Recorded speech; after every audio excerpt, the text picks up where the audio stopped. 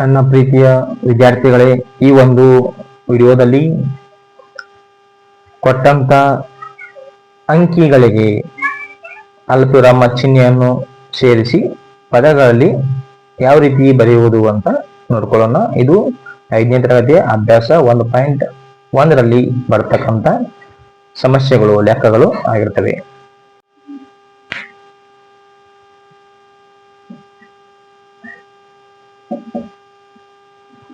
ಅಭ್ಯಾಸ 1.1ರಲ್ಲಿ Roman number 1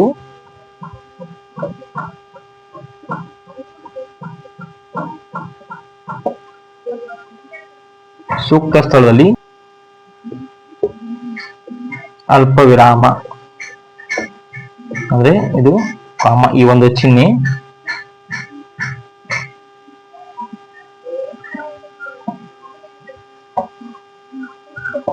ಅಲ್ಪವಿರಾಮ ಚಿಹ್ನೆಯನ್ನು ಸೇರಿಸಿ ಕೊಟ್ಟಿರುವ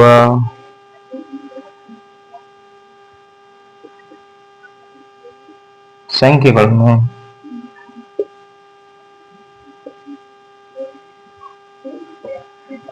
ಪದಗಳಲ್ಲಿ ಬರೆಯಿರಿ.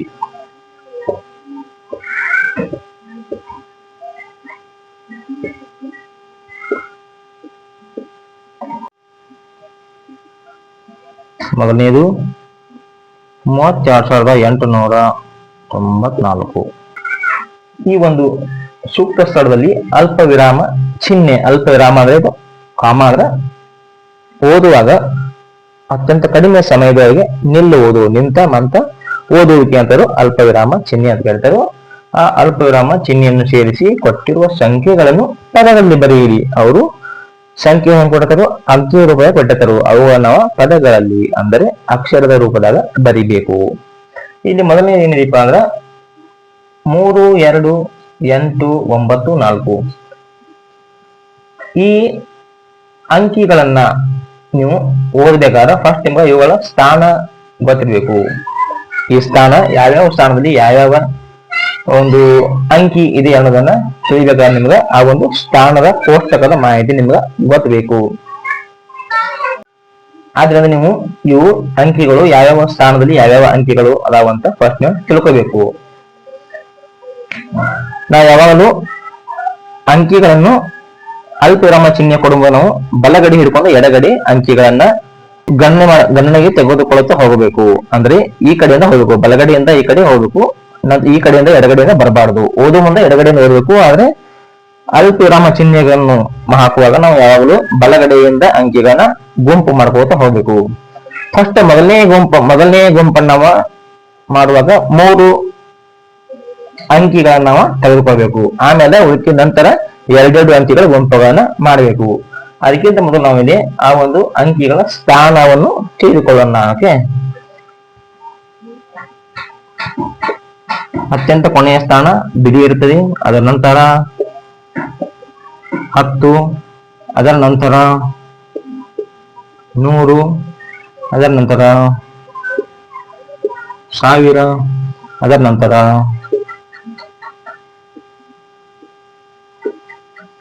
10,000.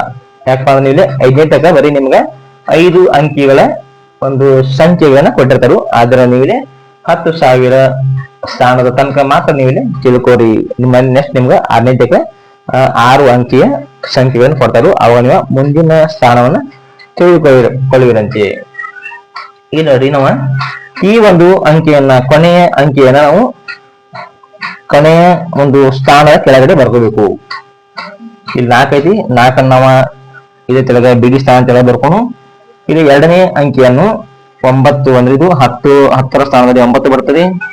ಆಮೇಲೆ 8 ಇದು 100ರ ಸ್ಥಾನದಲ್ಲಿ ಬಂದಿತ್ತು. 2 ಇದು 1000ದ ಸ್ಥಾನದಲ್ಲಿ ಬಂದಿತ್ತು. ಮತ್ತು 3 ಇದು 10,000ದ ಸ್ಥಾನದಲ್ಲಿ ಬಂದಿತ್ತು. ಓಕೆ,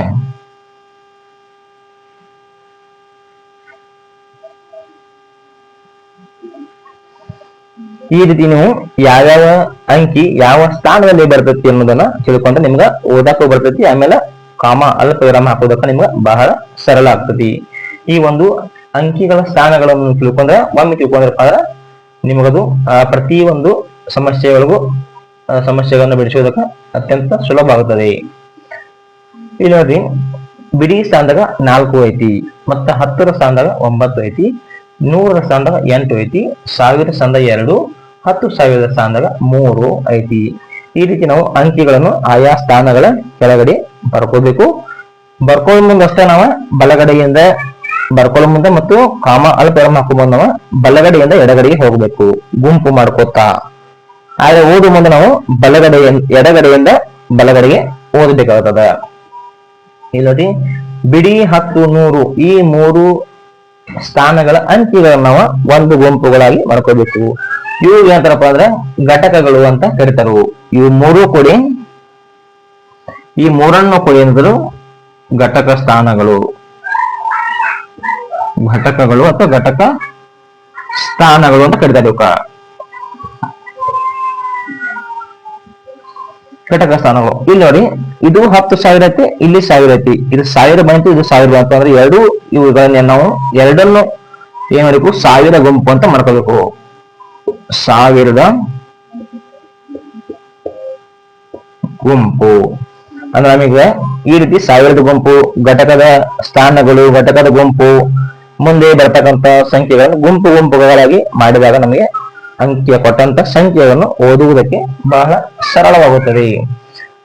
ಇದರಿ ಇನ್ನ ಓದು ಮುಂದೆ ಏನ್ ಮಾಡ್ಬೇಕು, ನಾವು ಎಡಗಡೆಯಿಂದ ಓದಬೇಕು. ಫಸ್ಟ್ ಎರಡು ಅಂಕಿಗಳ ಗುಂಪು ಏನಾಯ್ತು, 1000 ಗುಂಪು ಬಂದಿತ್ತು. ಇನ್ನು ನಂತರ 100, 10 ಬಿಡಿ, ಇದು ಘಟಕ ಸ್ಥಾನಗಳು ಅಂದ್ರೆ ಇದು ಘಟಕಗಳ ಒಂದು ಗುಂಪು ಆಗುತ್ತದೆ. ಇಲ್ಲಿ ನಾವು ಹೆಂಗ ಕಾಪಾಡ್ಕೋಬೇಕಪ್ಪ ಅಂದ್ರೆ ಬಲಗಡೆಯಿಂದ ನಾವು 3 ಅಂಕಿಗಳ ಫಸ್ಟ್ ಒಂದು ಗುಂಪು ಮಾಡ್ಕೋಬೇಕು. ಇಲ್ಲಿ ನೋಡಿ, ಬಲಗಡೆಯಿಂದ ನಾವು 4, 9, 8 ಮಾಡಿಕೊಂಡು ಇಲ್ಲೊಂದು ಕಾಮ ಕೊಡಬೇಕು. ಓಕೆ, ಇನ್ನು ನಂತರ ನಾವು 2 ಅಂಕಿಗಳ ಗುಂಪುಗಳನ್ನು ಮಾಡಿಕೊಂಡು ಕಾಮ ಕೊಡುವುದು ಹೋಗೋದಿರಲಿ ಅಲ್ಪವಿರಾಮ. ಇಲ್ಲಿ ಗರಿಷ್ಠ 5 ಅಂಕಿಯ ಸಂಖ್ಯೆ ಇರುವುದರಿಂದ ನಾವು ಮೊದಲನೇ ಗುಂಪಿನಲ್ಲಿ 3 ಅಂಕಿಗಳನ್ನು ತೆಗೆದುಕೊಂಡೆವು. ಒಂದು ಬಿಡಿ ಸ್ಥಾನದಲ್ಲಿ ಇರ್ತಕ್ಕಂಥ ಅಂಕಿ, 4ನೇದು 10ರ ಸ್ಥಾನದಲ್ಲಿ ಇರ್ತಕ್ಕಂಥ ಅಂಕಿ, 8ನೇದು 100ರ ಸ್ಥಾನದಲ್ಲಿ ಇರ್ತಕ್ಕಂಥ ಅಂಕಿ. ಈ 3 ಅಂಕಿಗಳ ನಂತರ ನಾವೊಂದು ಕಾಮಾನ ಕೊಟ್ಟಿದ್ವಿ. ಅದರ ನಂತರ ಇಲ್ಲಿ 1000 ಮತ್ತು 10,000 ಸ್ಥಾನದಲ್ಲಿ ಇರ್ತಕ್ಕಂಥ ಅಂಕಿಗಳ ಗುಂಪು ಹೊಂದಿದೆ. ಇದನ್ನ ಯಾವ ರೀತಿ ಓದುದಪ್ಪ ಅಂದ್ರೆ 10,000 ಸ್ಥಾನದಲ್ಲಿ 3 ಇದೆ, 1000 ಸ್ಥಾನದಲ್ಲಿ 2 ಇದೆ. ಇಲ್ಲಿ 3ರ ಮುಂದೆ 2 ಎಷ್ಟಾಗುತ್ತೆ ನಮಗೆ, ಇದು 1000 ಗುಂಪು ಆಯ್ತು. 10,000 ಮತ್ತು 1000 ಎರಡೂ ಅದರಲ್ಲಿ ಬರ್ತಾವು, 1000 ಗುಂಪಿನಲ್ಲಿ ಬರ್ತಾವು. 3ರ ಮುಂದೆ 2 ಬಂದ್ರೆ ನಿಮ್ಗೆ 1, 2 ಬಂದ್ರೆ ಗೊತ್ತಾಗುತ್ತೆ. 3ರ ಮುಂದೆ 2 ಬಂದ್ರೆ 32 ಆಯ್ತು. ಈ ರೀತಿ ಬರಬೇಕು, ಕೂಡಿಸಬಾರ್ದು, ಇಲ್ಲಿ ಕೂಡಿಸಬಾರ್ದು. 3ರ ಮುಂದೆ 2 ಬಂದ್ರೆ 32 ಆಯ್ತು. 32 ಇದನ್ನ 1000 ಅನ್ಬೇಕು. ಯಾಕಪ್ಪ ಅಂದ್ರೆ ಇದು 1000ದ ಗುಂಪಿನಲ್ಲಿ ಬರ್ತದೆ. 32 1000. ಆಮೇಲೆ ಇದನ್ನ ಘಟಕದ ಗುಂಪುಗಳನ್ನು ಒಂದೇ ಒಂದು ಪದದಲ್ಲಿ ಓದಿಡ್ಬೇಕು. ಇದು 8 100ರ ಸ್ಥಾನದಲ್ಲಿದೆ, ಆದ್ದರಿಂದ ಇದು 800. ಮತ್ತೆ 10 9ರ ಸ್ಥಾನದಲ್ಲಿ ಅಂದ್ರೆ 9 × 10 ಅಂದ್ರೆ 90. ಇದು 4 ಬಿಡಿ ಸ್ಥಾನದಲ್ಲಿ ಇದೆ ಅಂದ್ರೆ 4 ಅಂದ್ರೆ 90 + 4 94. ಇಲ್ಲಿ 800 ಇದೆ ಅಂದ್ರೆ 894. ಈ ರೀತಿಯಾಗಿ ನೀವು ಗುಂಪುಗಳನ್ನು ಮಾಡೋದ್ರಿಂದ ನಿಮಗೆ ಕೊಟ್ಟಂತ ಸಂಖ್ಯೆಗಳನ್ನ ಓದುವುದಕ್ಕೆ, ಪದಗಳಲ್ಲಿ ಬರೆಯುವುದಕ್ಕೆ ಅತ್ಯಂತ ಸರಳ ಆಗುತ್ತದೆ. ಇದನ್ನು ಯಾವ ರೀತಿ ಬರೆದಪ್ಪ ಅಂದ್ರೆ 32,894. ಈ ರೀತಿ ನೀವು ಇದನ್ನ ಪದಗಳಲ್ಲಿ ಬರೆಯಬೇಕು.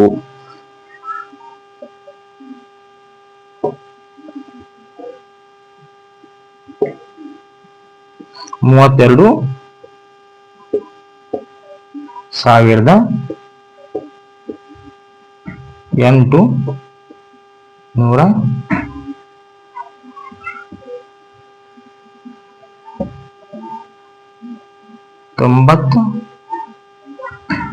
94.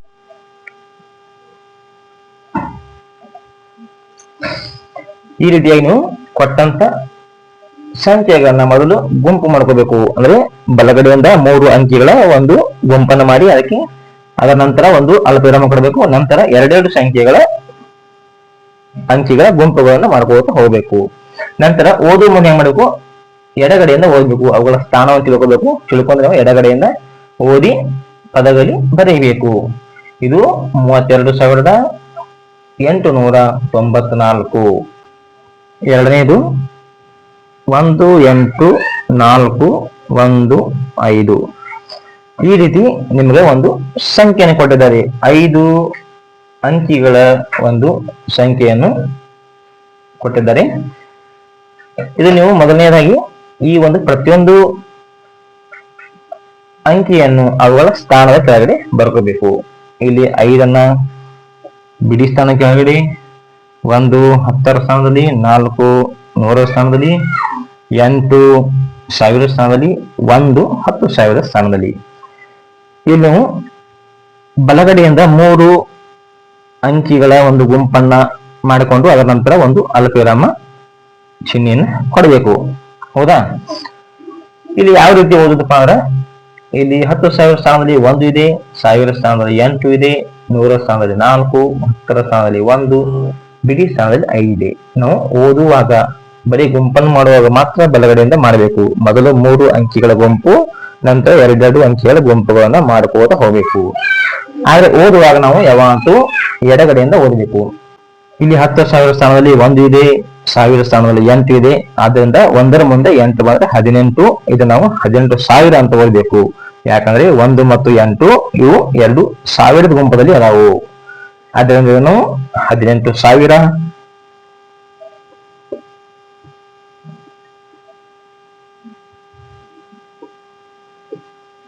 ಆಮೇಲೆ ಇದು 400 ಸ್ಥಾನದಲ್ಲಿ 400. ಇದು 1ರ ಮುಂದೆ 5 ಬಂದ್ರೆ 15. 415.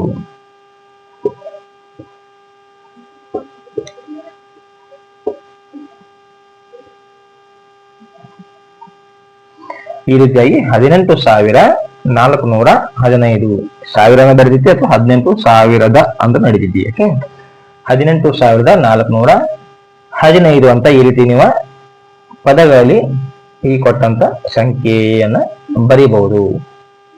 ಮೂರನೇದು 999999.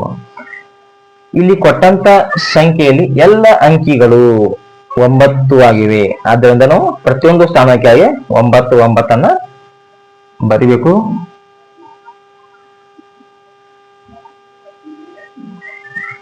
ಹೌದಾ? ಬರೆದಿವಿ. ಆಮೇಲೆ ಬಲಗಡೆಯಿಂದ 3 ಅಂಕಿಗಳ ಗುಂಪನ್ನು ಮಾಡಿ ಒಂದು ಅಲ್ಪವಿರಾಮ ಚಿಹ್ನೆಯನ್ನ ಕೊಡಬೇಕು. ಇದನ್ನ ಹೆಂಗ್ ಓದುವುದಪ್ಪ ಅಂದ್ರೆ, 10,000 ಸ್ಥಾನದಲ್ಲಿ 9 ಇದೆ, 1000 ಸ್ಥಾನದಲ್ಲಿ 9 ಇದೆ. ಈ 2 ಸ್ಥಾನಗಳು 10,000 ಮತ್ತು 1000 2 ಸ್ಥಾನಗಳು ಇವು 1000ದ ಗುಂಪಿನಲ್ಲಿ ಬರ್ತವೆ. ಆದ್ರೆ ನಾವು 9 ಮುಂದೆ 9 ಬಂದ್ರೆ 99,000. 99,000. 100ರ ಸ್ಥಾನದಲ್ಲಿ 9 ಇದೆ, 900. 10ರ ಸ್ಥಾನದಲ್ಲಿ 10 ಇದೆ, ಅಂದ್ರೆ 9 × 10 90. ಇದು ಬಿಡಿ ಸ್ಥಾನದಲ್ಲಿ 9 ಅಂದ್ರೆ ಬಿಡಿಯ ಒಂದು ಸ್ಥಾನದ ಬೆಲೆ ಏನೈತಿ 1 ಇರುತ್ತೆ. ಅದಕ್ಕಂದ್ರೆ 1 × 9 9 ಅಂದ್ರೆ 999.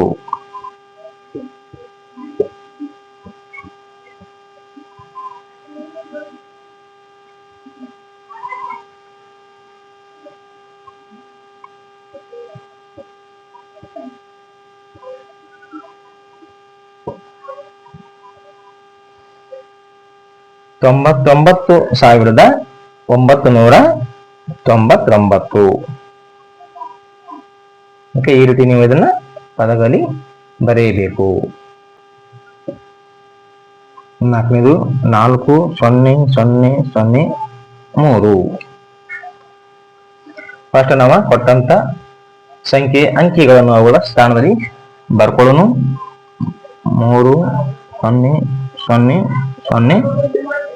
3004. ಹೌದಾ? ಇಲ್ಲಿ ನೋಡಿ, ಯಾವುದೇ ಒಂದು ಸ್ಥಾನದಲ್ಲಿ ಬರ್ತಕ್ಕಂಥ ಅಂಕಿ 0 ಆಗಿತ್ತಪ್ಪ ಅಂದ್ರೆ ಅದನ್ನ ನಾವು ಓದುವ ಹಾಗಿಲ್ಲ, ಅದನ್ನ ನಾವು ಬಿಟ್ಟು ಬಿಡಬೇಕು. ಹೌದಾ?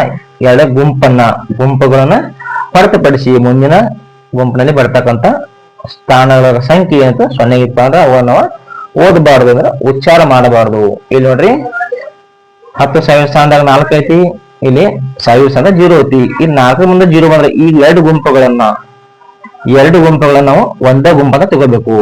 ಎರಡು ಸ್ಥಾನಗಳನ್ನ ಒಂದೇ ಸ್ಥಾನಗಳಾಗಿ ಮಾಡ್ಕೋಬೇಕು. ಅಂದ್ರೆ 4ರ ಮುಂದೆ 0 ಬಂದ್ರೆ 40 ಆಯ್ತು. ಇದು 2 ಎದರಲ್ಲಿ ಬರ್ತಾವು? 1000 ಗುಂಪಲ್ಲಿ ಬರ್ತಾವು. ಆದ್ರಿಂದ ಇದು 40,000 ಆಯ್ತು. ಇಲ್ಲಿ 100ರ ಸ್ಥಾನದಲ್ಲಿ 0 ಇದೆ, 10ರ ಸ್ಥಾನದಲ್ಲಿ ಕೂಡ 0 ಇದೆ. ಇವಾಗ ನಾವು ಓದುವ ಹಾಗೆಲ್ಲ.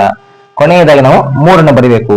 ಬಿಡಿ ಸ್ಥಾನದಲ್ಲಿ 3 ಅಂತಿ, ಅಂದ್ರೆ ಬಿಡಿ ಸ್ಥಾನದ ಬೆಲೆ ಯಾವತ್ತೂ ಏನಿರತಿ? ಇಲ್ಲಿ 1 ಇರತಿ.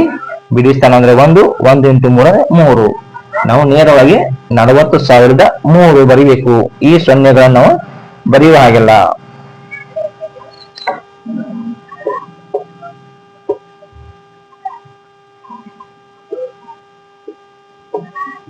$40,003.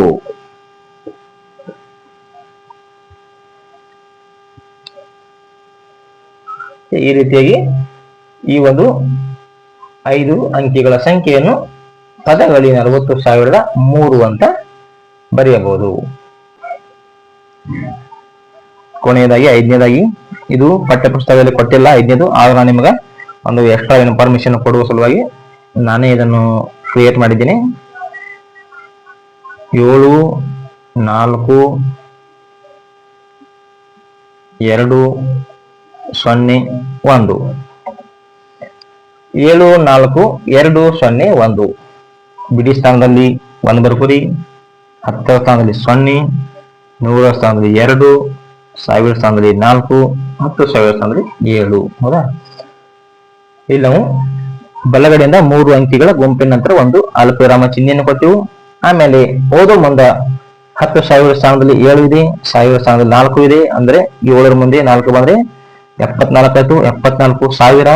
ಯಾಕಪ್ಪ ಅಂದ್ರೆ ಇದು ಎರಡು ಇವು ಸ್ಥಾನಗಳು 1000 ಗುಂಪಿನ ಬರ್ತಾವು. 74,000 ಇಲ್ಲಿ 100ರ ಸ್ಥಾನ 2 ಇದೆ. 2 × 100 200. 10ರ ಸ್ಥಾನದಲ್ಲಿ 0 ಇದೆ. ಇದನ್ನು ನಾವು ಉಚ್ಚಾರ ಮಾಡುವ ಹಾಗಿಲ್ಲ. ಕೊನೆಯದಾಗಿ 1 201. 74,201. $74,201. ಈ ರೀತಿಯಾಗಿ ನೀವು ಕೊಟ್ಟಂತ ಸಂಖ್ಯೆಗಳನ್ನ, ಅವುಗಳ ಸ್ಥಾನಗಳನ್ನ ತಿಳಿದುಕೊಂಡು ಬಲಗಡೆಯಿಂದ ಮೊದಲು 3 ಅಂಕಿಗಳ ಒಂದು ಗುಂಪನ್ನು ಮಾಡಿ ಅಲ್ಪವಿರಾಮ ಕೊಟ್ಟು ನಂತರ ಅವುಗಳನ್ನ ಓದುವಾಗ ಎಡಗಡೆಯಿಂದ ಓದಬೇಕು. ಓದಿ ಅವುಗಳನ್ನ ಪದಗಳಲ್ಲಿ ಬರೀಬೇಕು. ಮಕ್ಕಳೇ, ಈ ಒಂದು ವಿಡಿಯೋ ನಿಮಗೆ ಇಷ್ಟ ಆದರೆ ನಮ್ಮ ಚಾನಲ್ನ ಸಬ್ಸ್ಕ್ರೈಬ್ ಮಾಡಿ, ಬೆಲ್ ಐಕಾನ್ ಕ್ಲಿಕ್ ಮಾಡಿ. ಇದೇ ರೀತಿಯಾಗಿ ನಿಮಗೆ ಗಣಿತದಲ್ಲಿ ಬೇರೆ ಬೇರೆ ವಿಷಯಗಳಲ್ಲಿ ಬರತಕ್ಕಂಥ ಎಲ್ಲ ಸಮಸ್ಯೆಗಳನ್ನ ನಾನು ಸುಲಭವಾಗಿ ನಿಮಗೆ ತಿಳಿಯುವ ರೀತಿಯಲ್ಲಿ ಬಿಡಿಸುವಂತ ಒಂದು ಪ್ರಯತ್ನವನ್ನ ಮಾಡ್ತೇನೆ. ಧನ್ಯವಾದಗಳು.